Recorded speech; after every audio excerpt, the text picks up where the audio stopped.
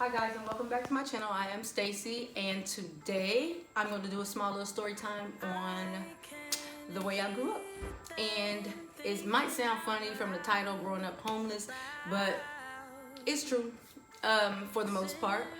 I would say the majority of my childhood, we did grow up homeless. But before we get into this video, make sure you guys give it a big thumbs up, and if you are not subscribed to my channel, make sure you subscribe to my channel and turn your post notifications on so you never miss an upload from me. And without further ado, let's get into the video. Okay, I was born into a family that my dad was an evangelist, and we traveled all the time growing up. And so like within like a school year, there were times that we were in 2-3 different schools in different states in one school year, like however many months, 9 months or however many months school goes on for. We would be in different schools, different states. I don't blame my dad for this one bit. You know, he felt like he was doing what God called him to do. But it did have some lasting effects, I would say, on my whole family. I know with me, it caused me to be, to this day, I have abandonment issues because of it. Because, like, we didn't just grow up homeless. Like, there were many times that my dad would, like, for instance, one of the things that we lived in growing up was an old school bus. And so my dad, he had this school bus. He spray painted the whole outside of it white, including the windows. But then he put the name of his church on the outside, MR, which stands for Masters Revival Church. And we got teased relentlessly. When we would go to school, we would get teased. Like if he would pull up anywhere, we would beg him not to even pull up in that bus, or don't come close, let us walk a couple blocks, you know, at times. And even the cars and stuff that we had, some of the cars we lived in for periods of time. And I remember one in particular that he named Gertrude, but we called her Gertie. And so there was Joy, Rachel and Leah, me, my twin Tracy, and my brothers Samuel and Micah. And we called them Sam and Mike. And so it would be all of us with my mom and dad in one car. And a lot of times the way we would travel, me and my brother Micah would take turns. It would be my dad driving, my mom in the passenger seat, either me or Micah right here on the console, and whoever's not on the console was between my mom's legs on the floor. And then in the back seat, it would be everybody else. So Rachel, Leah, Joy, Tracy, and Sam. And it would be 4 people on the seat, 1 person in the window. And I'm not exaggerating. And we would drive weeks, months. I'm talking like all the time. That's the way we lived. And we would stay like, my dad is a professional window washer. He's actually in the Guinness Book of World Records for being the fastest window washer in the world. And he invented a stick called a Pro Curve, and they stiffed him on that. So he gets royalties, but nothing what he deserves. Other people are getting paid for that. But like we would ride in those cars, and even in our cars, Daddy would spray paint the cars. He would spray paint the tires on our cars. He would spray paint it black. So we would beg Daddy not to take us anywhere by the school we wanted to walk. And so I remember we were living in this bus. Sometime we were in Florida in the bus, Georgia in the bus, Indiana in the bus, Ohio, Tennessee. We literally traveled to every state except for Alaska. No kidding. Even to Utah, living, and just he would be preaching different places. We stay a couple months. We even went to some I remember we went to church. We went to school at this place in Monroe, Georgia called Little Bethlehem. And we went to that school, and actually at that school, it's a Christian school, and you graduate when you're 14 in the 9th grade. But yeah, so that wasn't working for my mom. So, but yeah, we would live in different motel, and I'm not gonna say a hotel because we never lived in a hotel. It was motels. And so I'm talking, one time we lived in Florida at this motel where we spent the night because my dad would wash the windows at different places, and like we would eat places when he washed windows. We would eat places. That's the way we ate, because he would have like windows that he would do for Burger King, McDonald's, KFC, Shoney's, the different kind of smorgasbords and stuff, even ice cream places where he would get, like sometimes we would get to pick our own tub of ice cream, and we felt like that was everything. But this was our true life. And but yeah, we lived in Florida at this one motel, and I remember one of us, I can't remember if it was my brother Sam or Micah, one of them was going to get ice, and but when he opened the door, it was just loads. We were living in Florida, loads of prostitutes outside, just standing there trying to get people. And my dad was underneath the car working, and so when he tried to pull out, there's a lady standing right over him, you know, and he started preaching to her and all this stuff. And I don't think she got saved or nothing, but she did move, and so because she didn't want to hear that.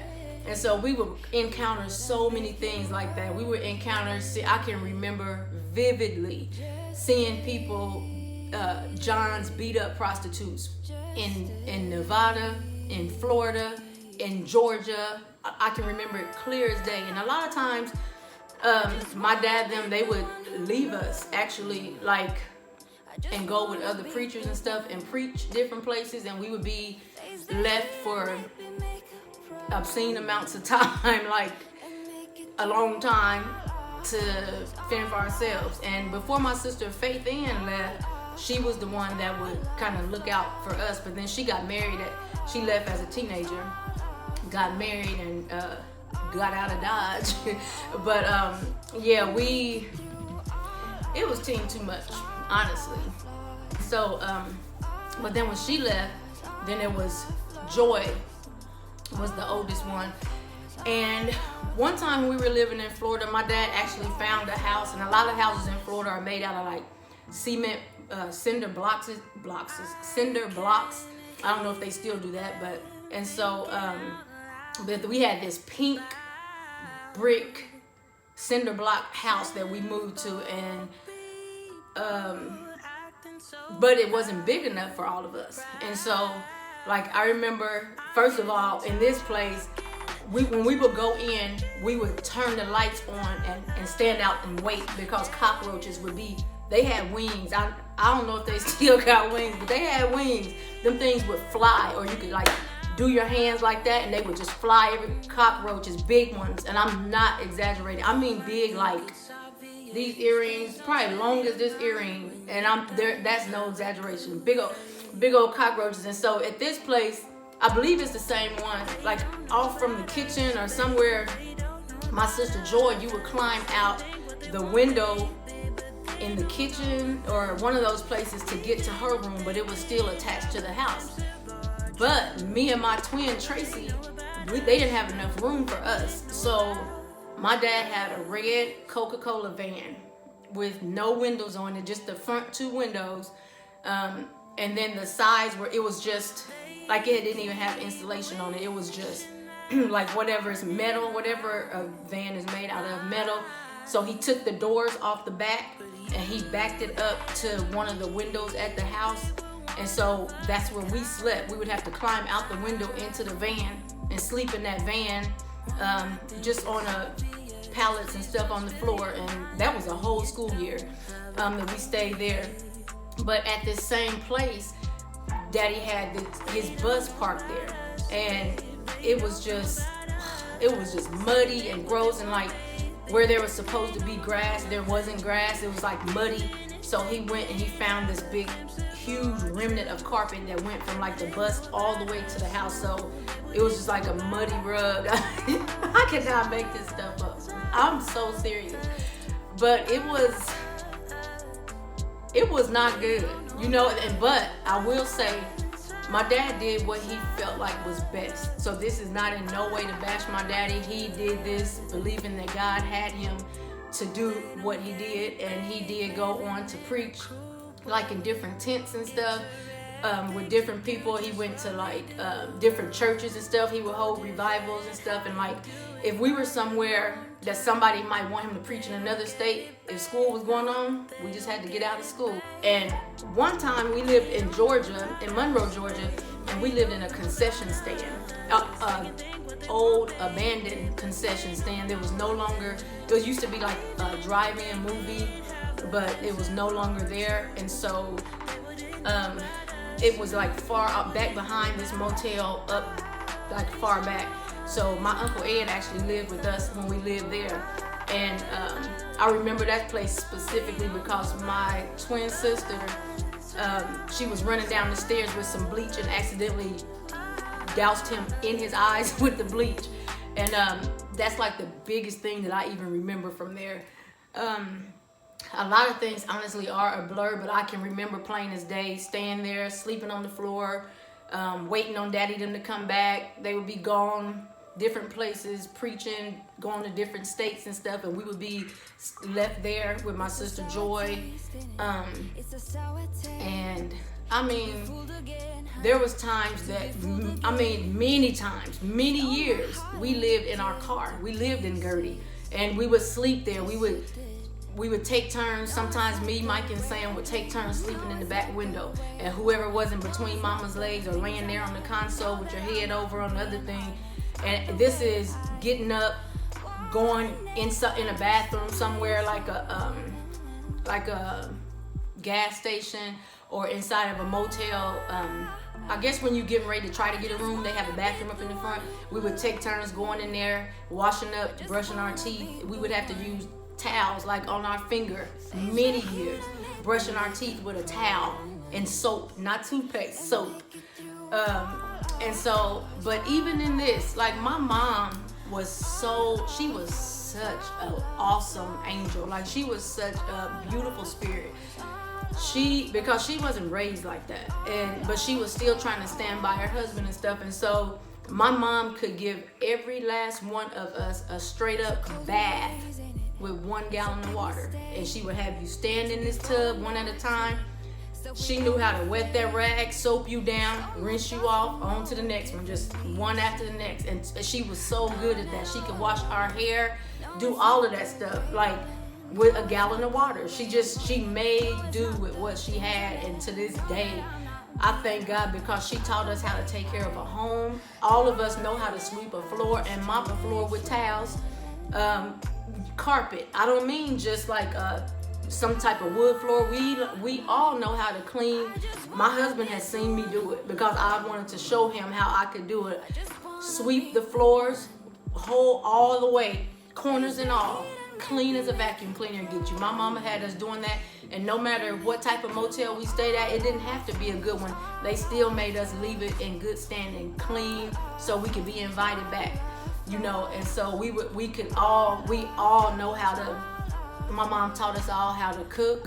My mom taught us all how to clean, how to take care of yourself, how to take care of your family, what to do and what not to do, what to accept, what not to accept. And like whatever we didn't do, we did that on our own. The saying that says, my mama raised me right, I did bad on my own. That was me, because I knew what to do. But thank God I'm on the right path now.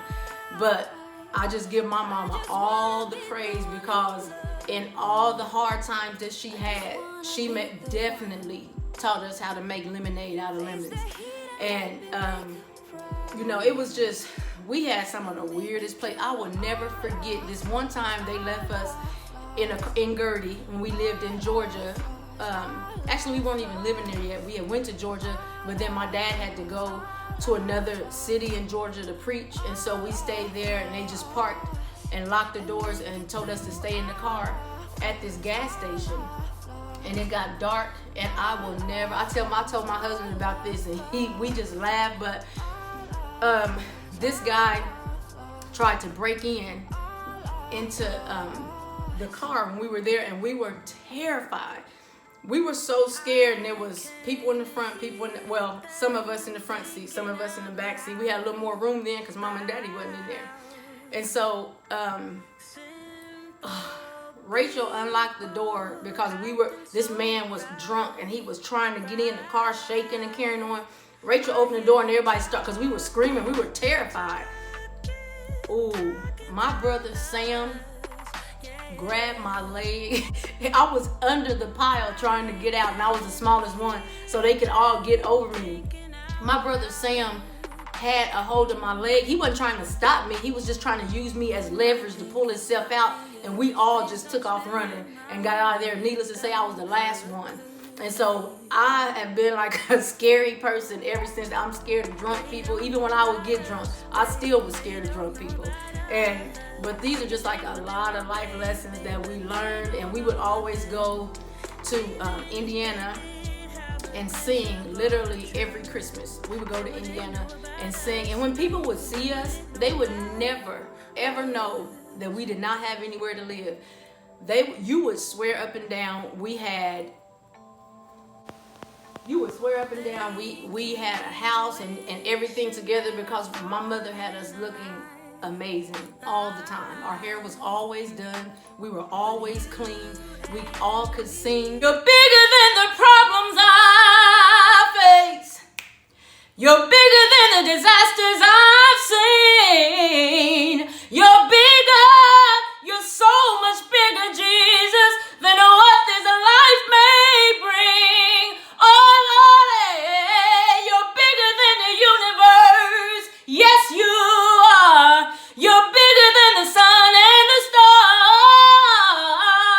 You're bigger than the things that would tear me apart. Oh, for I know you're great in all the earth. Thank you, Mama. Like literally, you would never know our circumstances, because she made sure that we looked exactly like what she wanted us to present ourselves as. And to this day, all of my mom's kids, we all keep ourselves up. And it doesn't matter, even when I was at my lowest, nobody ever knew when I was in and out of hospitals and stuff, because I still kept myself up. Like I still, my mom would always say a first impression is a lasting impression. And so you always want to make yourself look presentable, no matter what the circumstances were. And to this day, I stand by that. And my entire family does too. Like everybody, all my brothers and sisters, there's 13 of us, and we all keep ourselves presentable. But yeah, that's just a small little story time I wanted to tell you guys about how me growing up homeless. We did have a lot of places that we would go and stay that were houses, but the majority of the time they didn't have electricity, they didn't have running water. We would just stay there until we got kicked out. And sometimes people would let us like pull power from their house to our house to have electricity and stuff, but the majority of the time it wasn't. We lived in a potato factory, school bus, potato factory, an old concession stand, many abandoned houses, cars, buses. Many times slept on the side of the road, many times stayed at rest stops on the side of the highway and slept. But you would never know. Moving schools and stuff all the time, it made me to where I always said I would never let my kids go from school to school. And whatever school my kids started kindergarten at, they graduated from. Middle school, they graduated from. High school, they graduated from. And I thank God that I was able to keep that promise to myself, because I did not want my kids to just have to go from place to place to place like we did and get a friend, lose a friend, get a friend, lose a friend. Like to this day, I have social anxiety. People always think that I just am antisocial or I don't want to be around people and stuff. I just don't like social situations. It's easier for me to go like to a mall or some big event as opposed to going to somebody's house. Just going and sitting at somebody's house is just pointless to me. There is one house on the face of this earth that I have always enjoyed going to. No matter what, no matter how I felt, I always felt safe. And that's my sister Joy's house. It's so crazy because she just makes you feel, I don't know, it's like a stability. It's like a stableness that comes with that. But that is it. Like, there's nowhere that I go that I talk and carry on conversation and have anything to say. That's why I'm always by myself, because I don't know what to say to people. I don't know what to say in the crowd. I'm very antisocial as far as I can talk to somebody if you start a conversation, but to just be the one to carry that, or like even to have company, it makes me just draw up, because I don't even know why. I don't know if it's because you just expect people not to be there. I don't know what it is, but that's how I am. If you know me and I seem standoffish, I'm really not. I'm just a super shy person. I've been like that since I was a little bitty kid. But thank you guys so much for watching this video. If you made it to the end and you have not subscribed yet, hit that subscribe button. Give me a big like down below if you enjoyed this content, and I will talk to you later. Bye guys.